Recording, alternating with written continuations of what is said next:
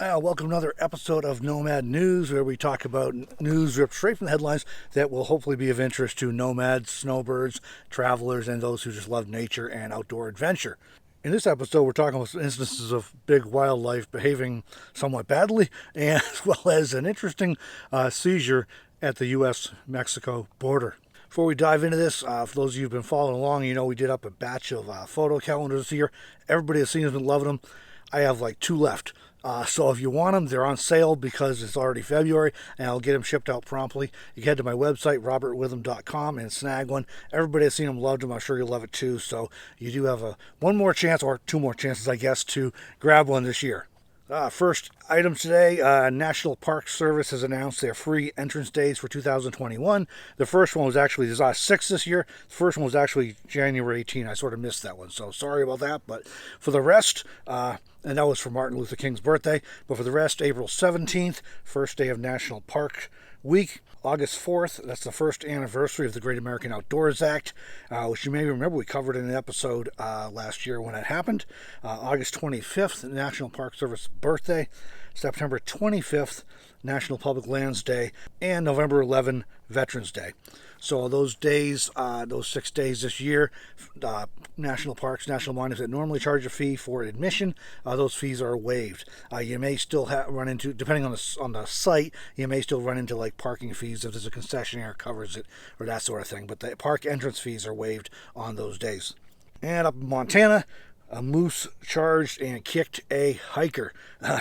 This happened on January 27th, so just a couple of weeks ago, near the town of Ennis. Really amazing scenery up there, outdoor scenery, fly fishing capital of the world they bill it as. If you've never been up to Ennis, Montana, and you make it out to that part of the country, you want to check it out. But 2 men in their 70s were hiking the Jack Creek Trail on January 27th when they encountered a bull moose standing just a few yards off the trail. That's not... Seeing a moose in the wild is great. I don't ever want to bump into one a few yards away on the trail, and I'm sure these fellows didn't either. They attempted to hide from the moose. They jumped into the trees. The moose charged anyways, and one was hiding behind a tree, and one threw himself on the ground underneath a fallen tree while the moose charged up to the one on the ground and kicked him while he was trying to hide under a tree. The man did sustain some injuries, but fortunately they're not life-threatening. He's expected to recover from his encounter with an ornery bull moose on a trail in Montana.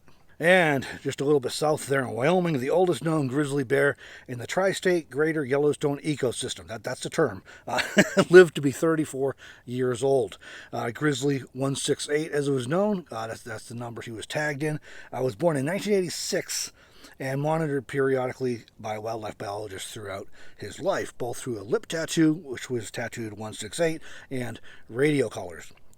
Well, his advanced age took its toll on Grizzly 168. He went from where his peak, his prime of his life, weighing 450 pounds approximately, he's down to only 170 pounds. I'd like to get down to 170 pounds again, but not the way this bear did.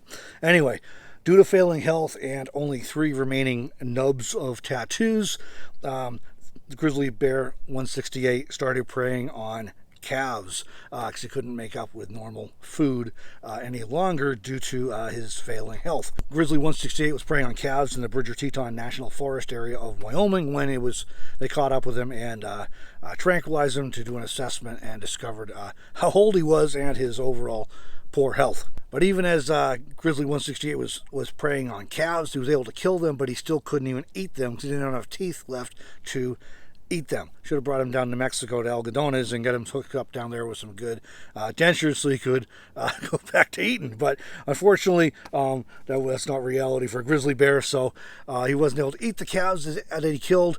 But get this, a grizzly bear's jaws are so powerful that even without teeth, they can literally gum another animal to death. Just their jaws are so powerful they can crush the animal and kill it just with the force of their jaws without teeth. So that's how powerful these animals are. Sadly, biologists made the decision that, given his overall poor health, he was not a candidate for relocating, even though until he started preying on these calves, he'd never been a problem bear throughout his 34 years. So they did have to euthanize him on July 30th last year. So it did happen 7 months ago or so, 8 months ago, but it's just coming out to the news now, just seeing this in the news. So I wanted to share that story. It's kind of interesting because it was the oldest bear they ever know of in that area. State bear biologists did save Grizzly 168's skull as a reminder of the oldest known grizzly in the Yellowstone region. So I guess his memory is being preserved anyway.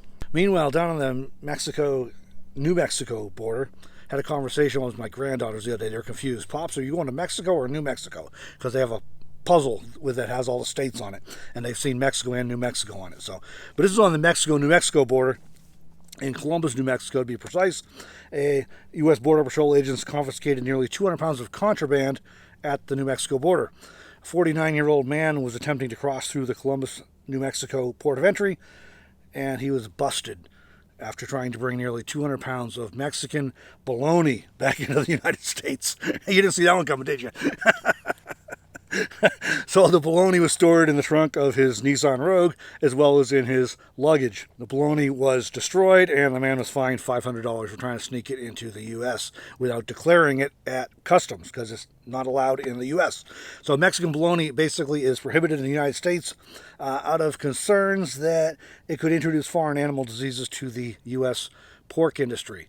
I'm not sure exactly how that would work, but maybe somebody studied this more than I have. I'm thinking bologna you probably eat and you're not feeding it to the pigs, but apparently that's the theory anyway, so it's not allowed in the U.S. This is not the first time somebody has tried to smuggle Mexican bologna into the U.S. recently. In 2019, border agents seized more than 150 pounds of Mexican bologna at the Texas border when a man had stockpiled it behind the seat of his truck.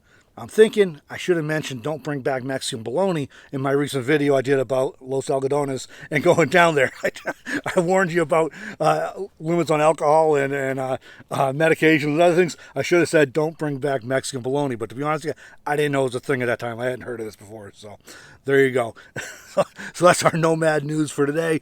A quick reminder again, I do have 2 calendars left, photo calendars left for 2021 if you want them. They are on sale because, it's February already, so they're on sale and I'll ship them out as quickly as possible. Go to my website, robertwitham.com, if you want to check those out. You'll love it, or if whoever you give it to as a gift will love it. I'm sure of that. Thanks for joining me in this episode, everyone, and we'll be back as soon as I have a few more stories for you for another episode of Nomad News.